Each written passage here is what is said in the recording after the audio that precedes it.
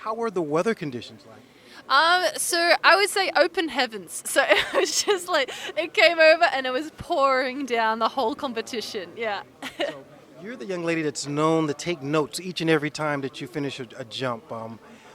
What are you actually putting in those notes?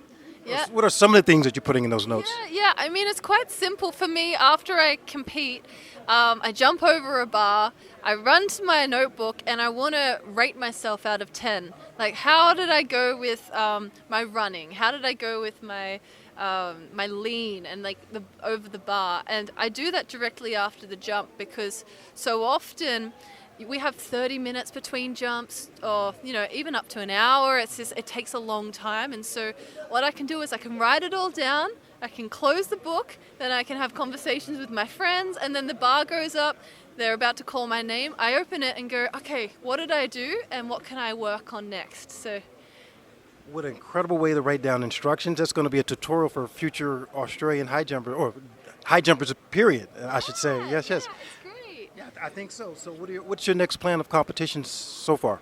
So I think today I've qualified for the Brussels final, which is great.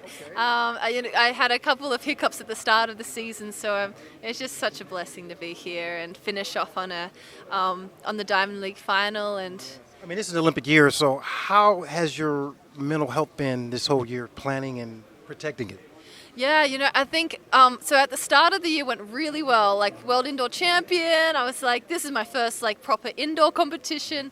I started my first competition with a personal best of 2:03, so it was up to such a good start. And you had that option of, okay, if I try and bubble wrap myself up and try and keep it, by the time I get to the Olympics, I'm going to be completely burnt out. And so it's always building. And I mean, within that building phase, we went over to Europe, and the first Diamond League I did here, I got injured in my Achilles on my right foot, which is my jumping leg. And so we had to cancel a lot of competitions, and I had a month and a half off. And in that period, all of the plans I set for myself were really just, question mark, even competing at the Olympics, how was I going to go?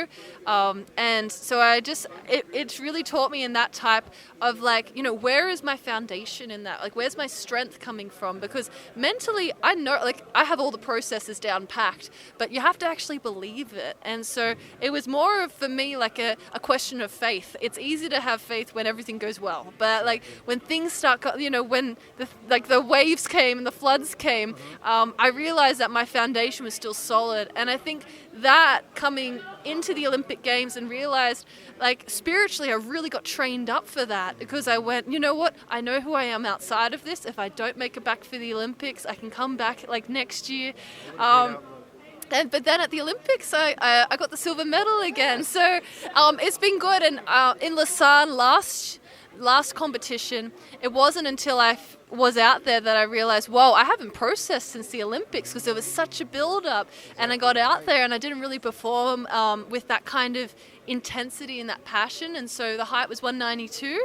So, I've taken these last 2 weeks. We went to the mountains in Switzerland with my husband, just went out, and I just went back. I'm like, am I still in this to compete? Like, am I still, like, I could finish the season today if I wanted to, but I went, no, there's something more. So Well, you got one more race, well, one more competition. Yeah. 193 today, like in the wet weather's better than Lausanne, which was perfect conditions. So I think like everything is going perfect for the finals. Yeah. You have a great mindset for a jumper. I really appreciate you.